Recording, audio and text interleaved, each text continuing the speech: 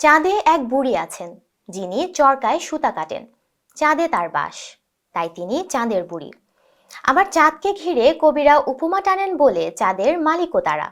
চাঁদ তুমি কার, এ নিয়ে বাকবিতণ্ডারও কোনো কমতি নেই।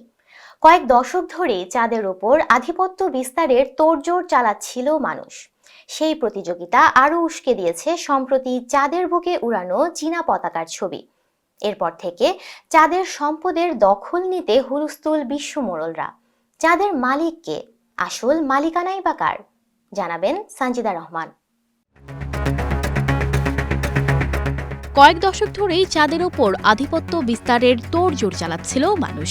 সেই প্রতিযোগিতা আরও উস্কে দিয়েছে সম্প্রতি চাঁদের বুকে উড়ানো চীনা পতাকার ছবি। সেই সাথে এটি এমন এক অনুসন্ধান অভিযান যেখানে ইতিহাসে প্রথমবারের মতো কোনো মহাকাশযান চাঁদে শুধু পৌঁছায়নি, বরং সেখান থেকে নমুনা সংগ্রহ করে পৃথিবীতে নিয়ে এসেছে। গেল এক বছরে চাঁদের মাটিতে পা রেখেছে ভারত ও জাপানের মহাকাশযান। এদিকে গত ফেব্রুয়ারিতে আমেরিকান কোম্পানি ইনটুইটিভ মিশনস চাঁদে ল্যান্ডার স্থাপনের ক্ষেত্রে প্রথম বেসরকারি কোম্পানি হয়ে উঠেছে। 2026 সালের মধ্যে চাঁদে মানুষ পাঠানোর প্রস্তুতি নিচ্ছে মার্কিন মহাকাশ গবেষণা সংস্থা নাসা। পাশাপাশি 2030 সালের মধ্যে চাঁদে মানুষ পাঠাতে চায় চীন। তবে এবার আর ক্ষণস্থায়ী সফর নয়, চাঁদে স্থায়ী ঘাঁটি তৈরির পরিকল্পনা করছে দেশটি। এমন তথ্য প্রকাশ করেছে ব্রিটিশ সংবাদ মাধ্যম বিবিসি।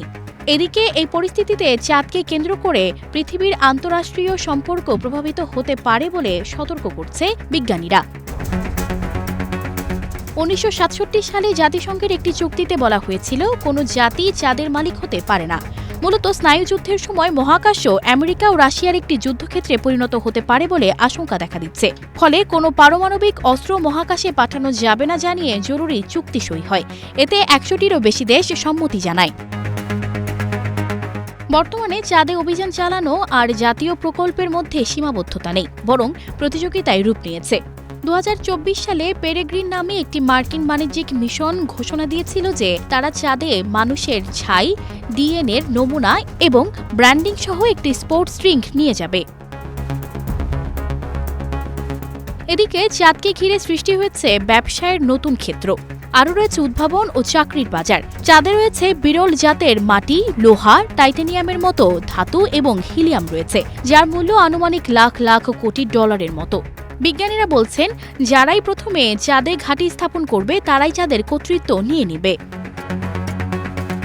সানজিদা রহমান, প্রবাস খবর।